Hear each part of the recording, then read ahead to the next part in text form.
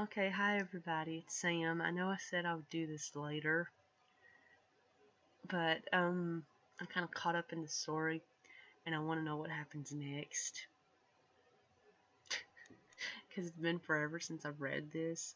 So, and like I said before, I love this story. I love the book.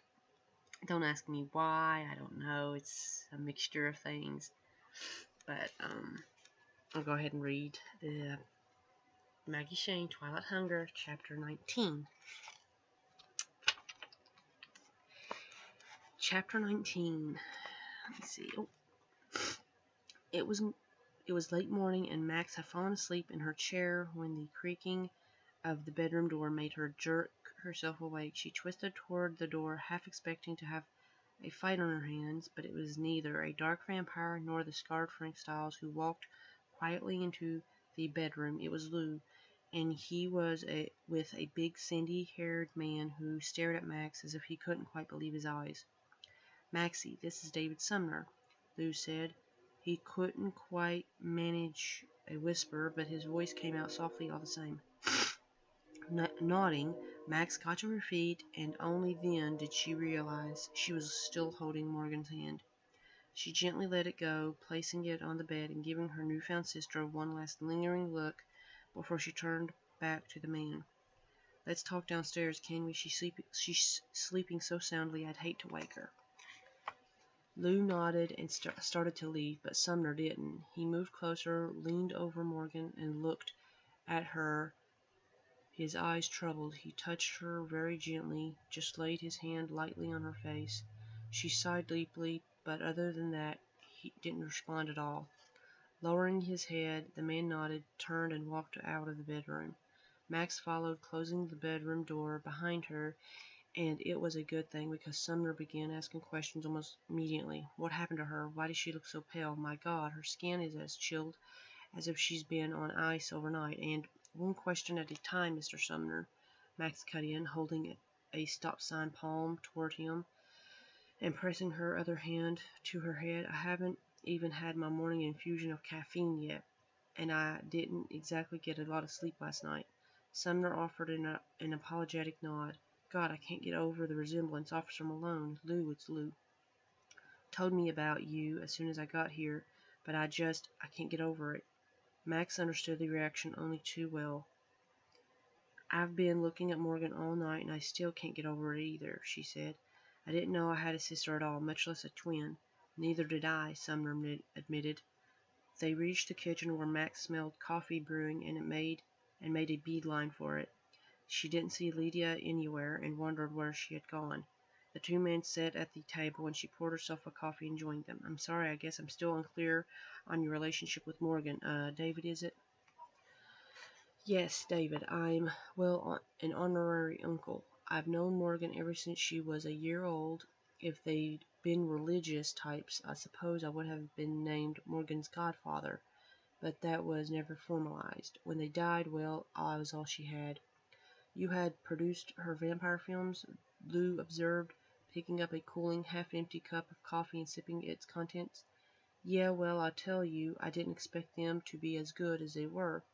When I saw the first script, I swear to God I told her she should shop it around, get a bidding war going among the real heavy hitters, but she wouldn't do it. She wanted me to make her first film, so I cut her in for half the profits and did the best I could with it. She deserved more, but as it turned out, the films grabbed a following right out of the gate, and the momentum built to the success of this third one." Lou nodded slowly. "So how was she the last time you saw her?" "Not like this." David glanced at the watch he wore. "I can't reach her doctor before 10. I'll call him then." "Then she has been ill?" Lou asked. David drew a deep breath. "Listen, Morgan's star is just starting to rise. I don't want this getting out. We're not looking for a story to tell to the scandal sheets, David," Max told him. "If we were, then the missing twin angle would be plenty. There's something not right here, and we only want to help her." Lowering his head, David said, "I'm afraid there's not a lot that can be done for her. She has a rare condition, an antigen in her bloodstream that has medical science baffled.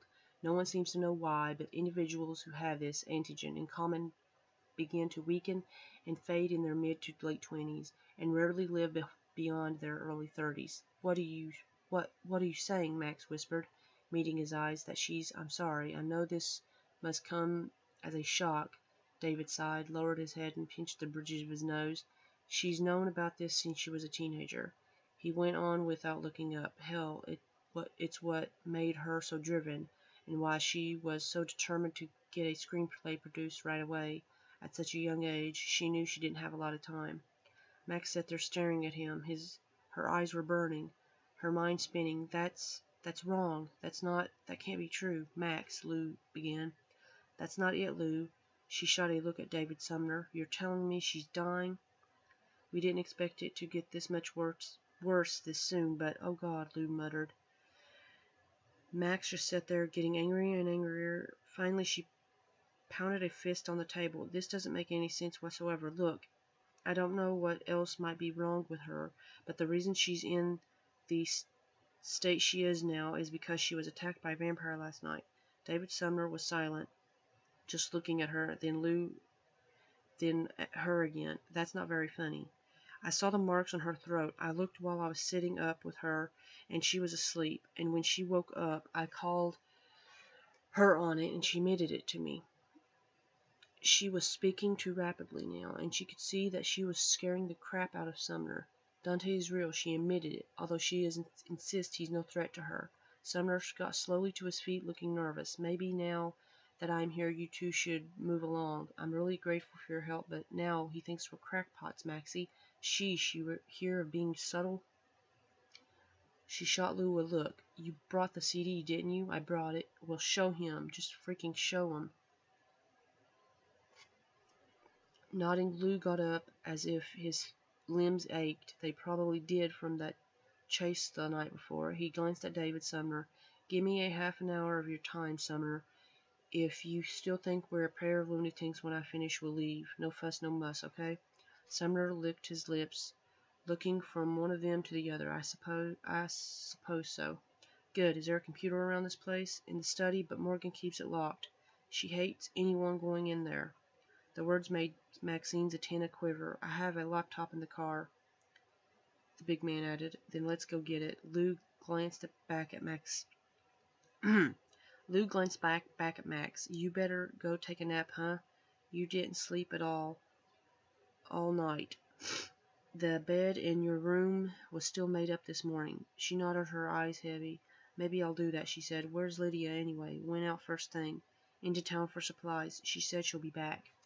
Max frowned and thought about going for a walk around the grounds. Maybe the fresh air would wake her up, but her eyelids and muscles disagreed with that plan, so she sucked down her coffee as if it were lifeblood and refilled her cup again. She had no intention of taking a nap.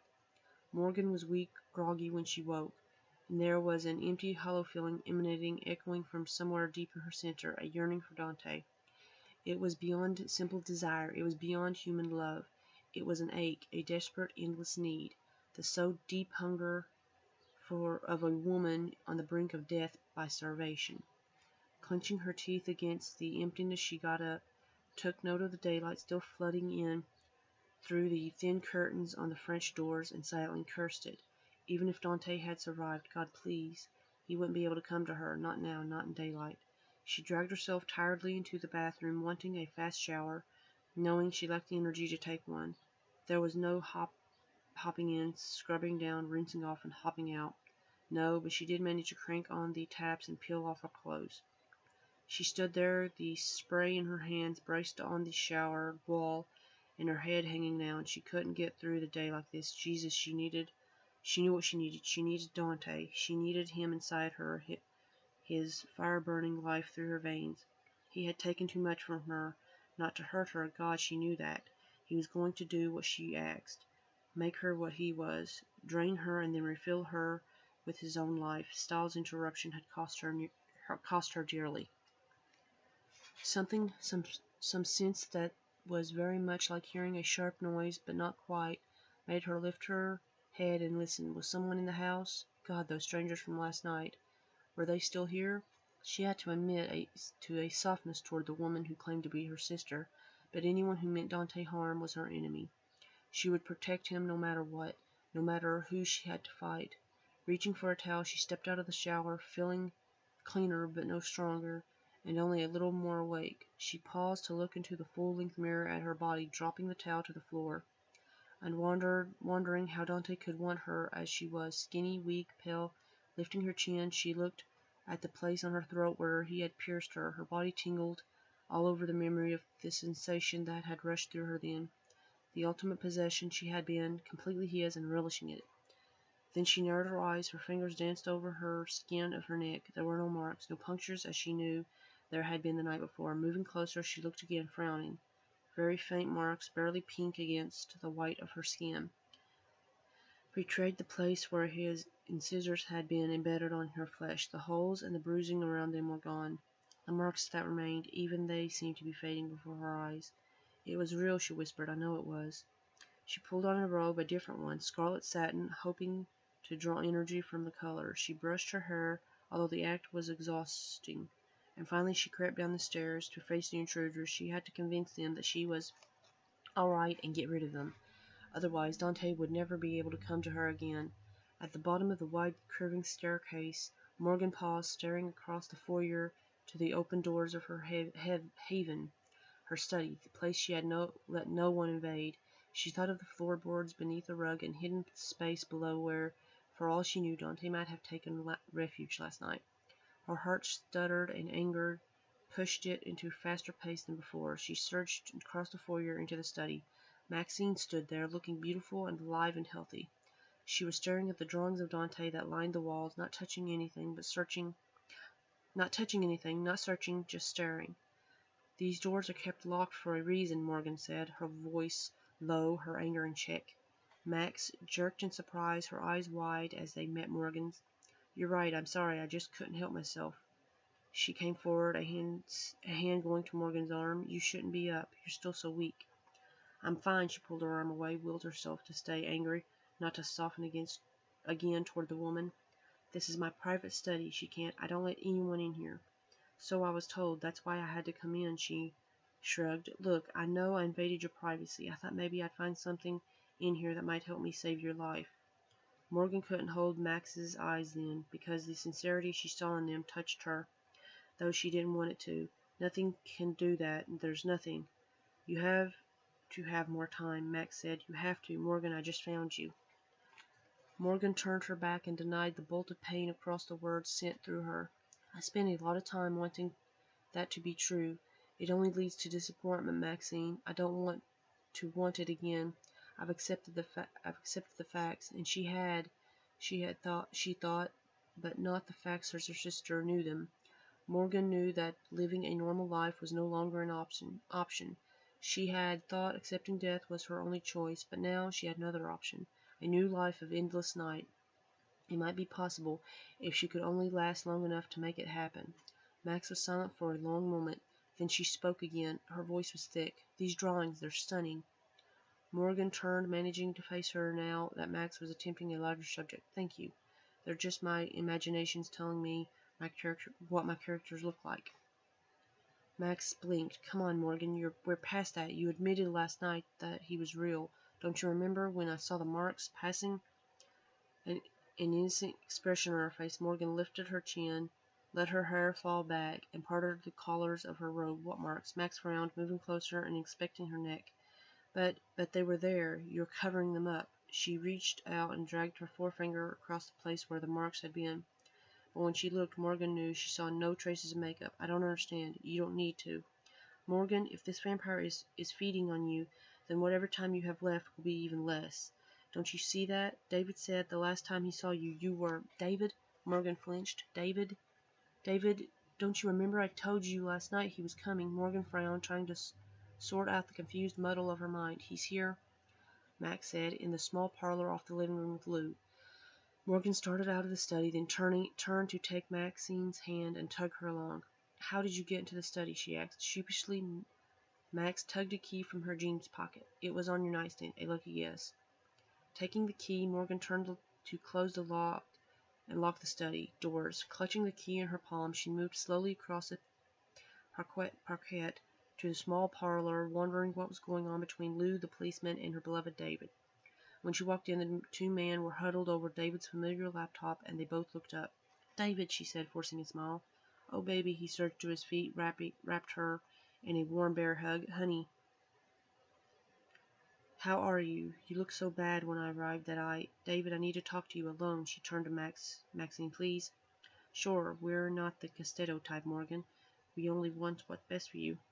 Lou got to his feet and left the room, joining Max in the living room. Morgan closed the door on them and turned to David, a man she knew would do anything for her, anything. She met his eyes and said, "I want them out." Max was stunned when a quiet, slightly guilty-looking David Sumner asked them to leave. Morgan had gone straight back to her bedroom, barely sparing her a glance on the way. And then David stood there in the large living room and told them that they were going to have to leave. Lou nodded just slightly. "I understand." "I don't," Max scowled at the man. "And you shouldn't either, David. Not if you care about her. My God, I'm her sister. Sister she didn't even know she had. Her twin, for God's sake." "I know. I'm sorry, Maxine. It's what she wants." "Do you really think that's what was her talking to you in there?"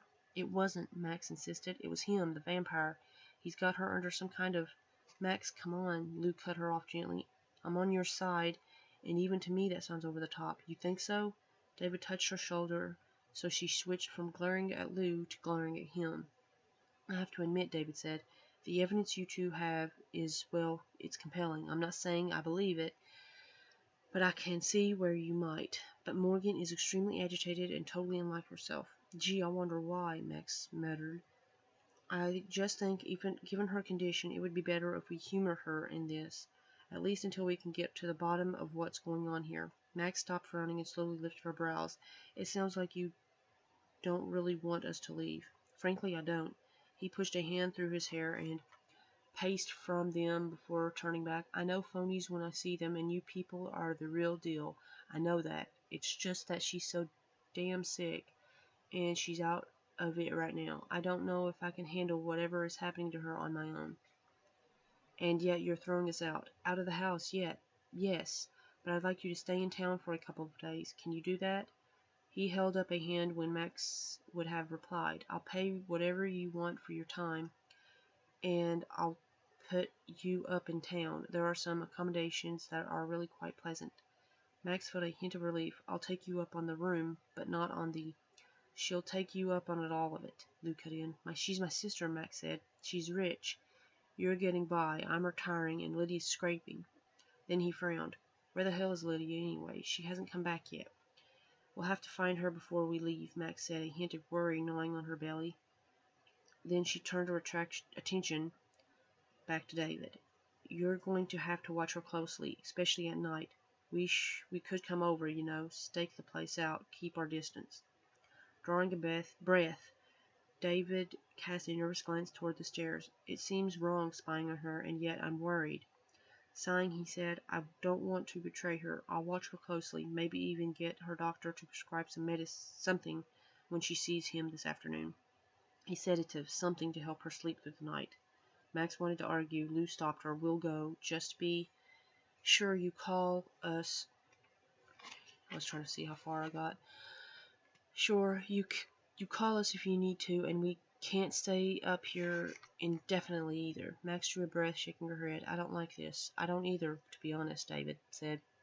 "Why don't you go upstairs and say goodbye, Max?" If she wanted to say goodbye to me, she would have said it down here. She looked from one man to the other, then sighed in exasperation. "I'll try." David began telling Lou about the hotel where he sometimes stayed while in town, at times when he didn't want to interrupt Morgan at work, and Max headed for the curving staircase and started up it. It occurred to her that Morgan had everything. She was stunningly beautiful. Odd that the same face could look so different on two people. On Max it was average, passably pretty, no more. Morgan had reached the pinnacle of success in her career. Max still wasn't sure what her career was, although she thought the PI thing was her calling. Of course, she thought the same thing about web design and internet investigations. Both had gone stale for her. Morgan was wildly wealthy and had a dream house she could obviously afford to decorate exactly as she liked. Max was living in her mother's house and paying not a dime for the privilege. Morgan had a Mercedes sitting in the driveway, though it looked as if it rarely escaped from beneath its custom car cover. Max drove a VW Bug, an original VW Bug, four-screen, almost 40,000. Oh, sorry, almost 40 miles to the gallon when it ran. And yet Morgan was ill, and because of that, the rest of her wealth seemed like nothing at all. Max tapped on the bedroom door only once. "Morgan, it's me. I'm coming in." She gave her a beat or two, then opened the door. Morgan was sitting in a chair near the French door, staring out at them. Max walked across the room and stood beside her. "It's a beautiful view from here." And it was a wide strip of verdant green grass, then a deep midnight velvet band of sea, all dotted with the white caps right now, and finally a robin's egg blue sky with puffs of cloud floating past. Morgan didn't speak. Max said, "I'm leaving, Morgan. Dave said you wanted us out, so we're going. I'm only coming up here to say goodbye." Nothing. She didn't even look up at her. "I guess you really don't give a crap, do you? Though, do you?" Max sighed, turned on her heels, headed for the door. "I don't know why I bothered trying. I'm sorry, Maxine." She stopped halfway to the door. "Are you?" When Morgan said no more, Max turned slowly. "Why are you throwing us out, Morgan?" Morgan met Max's eyes only fleetingly, touchingly, then dancing away before darting back again. She couldn't hold her gaze steadily. "Who raised you?" she asked at length. Blinking, Max said, "John and Elian Stewart, the most wonderful middle-class suburban couple in the world." Morgan nodded very slowly. "And what was it like growing up with them?" "It was wonderful. I mean, it was a family. They loved me. The only bad time I can remember is when my dad died. That was the year I started college. It was his heart." "And they were involved in your life?"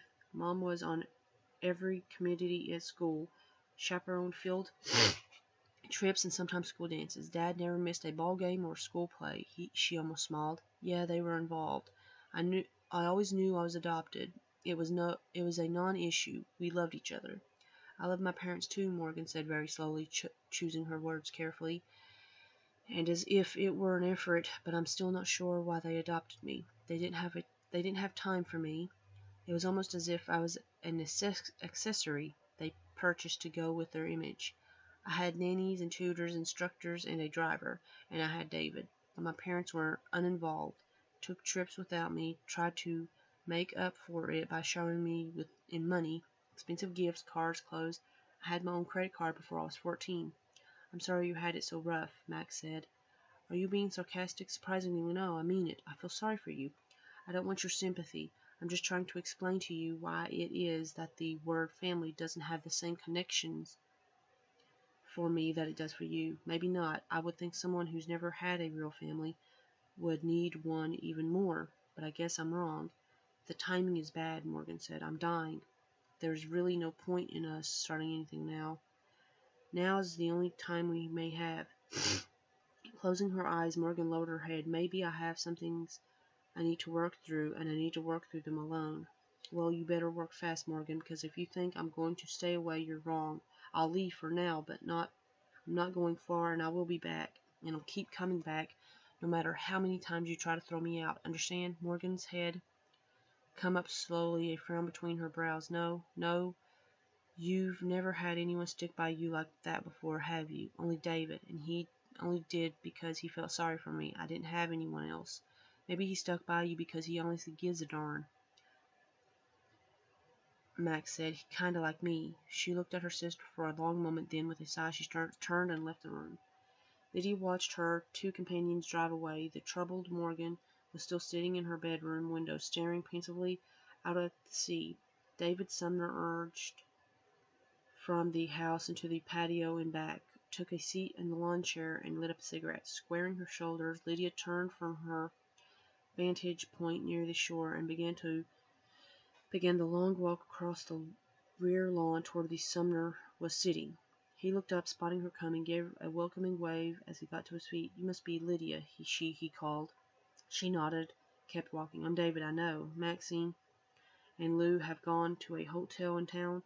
he said a little less loudly now as she drew closer. I promised I would bring you along if you returned. She nodded, kept walking. They thought you had gone into the village. I think they were hoping to run into you, and he let his voice trail off as she got still closer until finally she stopped. A couple of feet between them, his eyes narrowed, brows drawn together. Hello, David. It's been a long time. My God. Oh, my God.